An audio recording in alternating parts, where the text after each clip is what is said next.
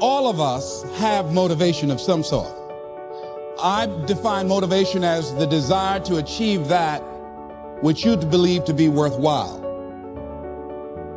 And many people go through life never getting in touch with their greatness because of the lack of motivation to push themselves, or because they have not found something that they believe to be worthwhile to challenge them. I believe that's the single most important element that separates the quality of people's lives. It's not just the ability to have hunger, but to sustain it. Hunger means that you want more. You want more of yourself. You want to make a bigger difference. You want to be a better parent. You want to do something more than there is today, and that you don't get satisfied. Most people start out with hunger at an early stage of life and they lose it. But the people that come to me are hungry either because something's happened, they've had a birthday with a 0 on it, they've gone through a divorce, they're starting a business and they know I've got to have a different level, or they're the best in the world and they're always looking for that edge that makes the difference. One of the things that we must do is that we must be involved in working on achieving self-mastery. You must work on yourself continuously. Never be satisfied with yourself. Always know that as you invest the effort and time on you, that's the greatest ability that human beings have above animals. See, a dog can't be anything but a dog. Tree can't be anything but a tree. Human being, you've got unlimited potential. You can put effort on you, and by concentrating on you and developing you, you can transform your life wherever you are right now. If you want to do anything worthwhile in life, you've got to be hungry. You got to be hungry. Begin to know that you have greatness within you. And if just one of you here begin to envision yourselves as being blessed and highly favored to reach your goals, if just one of you capture the essence of what that means, that you have greatness within you and a responsibility to manifest that greatness, that you can make your parents proud, you can make your school proud, you can touch millions of people's lives, and the world will never be the same again because you came this way. True champions get hungrier every time they win. Winners dominate losers. Legends dominate winners. Now is your time. Now's the time where the talking is done. Now is the moment where you got to make a decision. And the decision is simply this: are you ready to take the next step?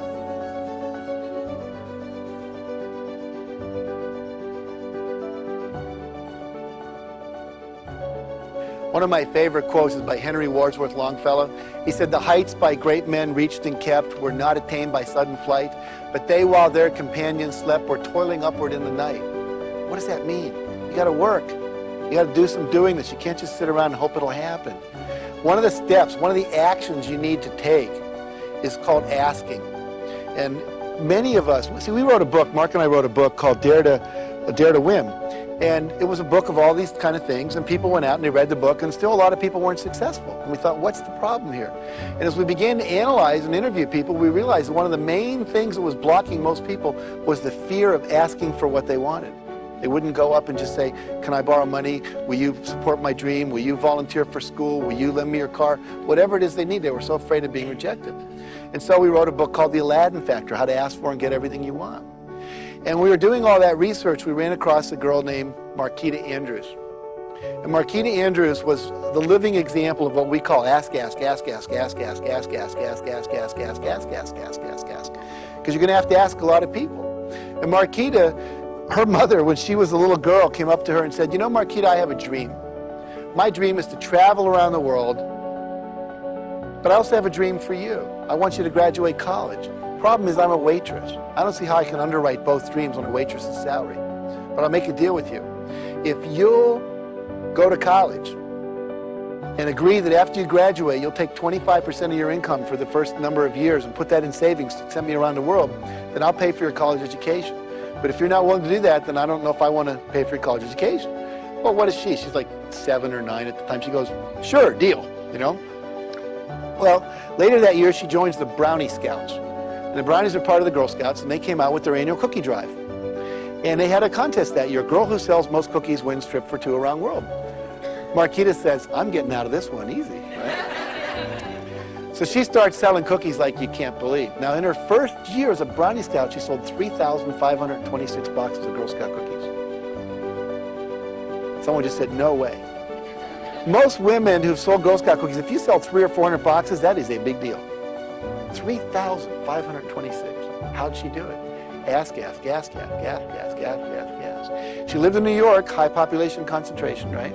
She would go into high-rise apartment buildings and condos, and as people would come down in the morning and back from work, she would just be there. Did you buy your cookies yet? Did you buy your cookies yet? You want to buy some cookies? And if she bought one, they said, well, you want to buy two? Don't you know people? She would just ask.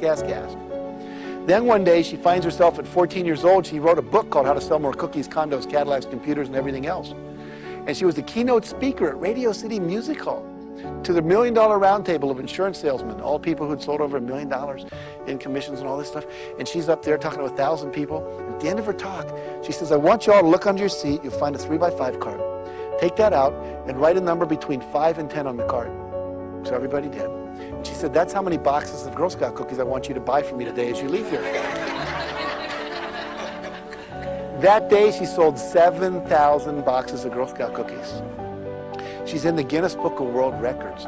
Before she retired, she sold over 32,000 boxes. Isn't that astounding? Hasn't been beaten yet.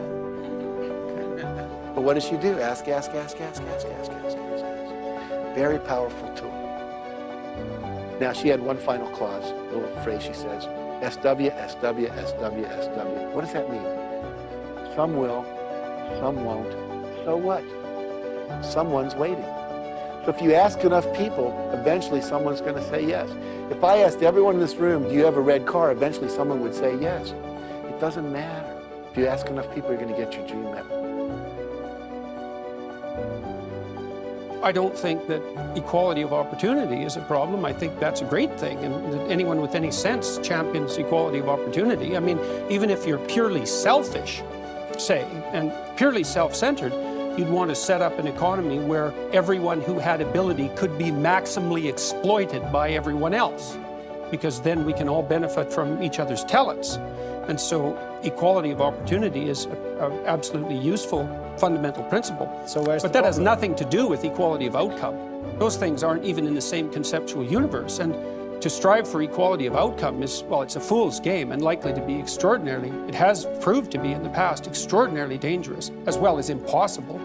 So, I mean, one of the things we know, for example, is that, I don't know to what degree it's common knowledge in Scandinavia, but the biggest differences between men and women in the world in terms of temperament and interest are in Scandinavia, and they've maximized as a consequence of your egalitarian policies. What do you mean by that?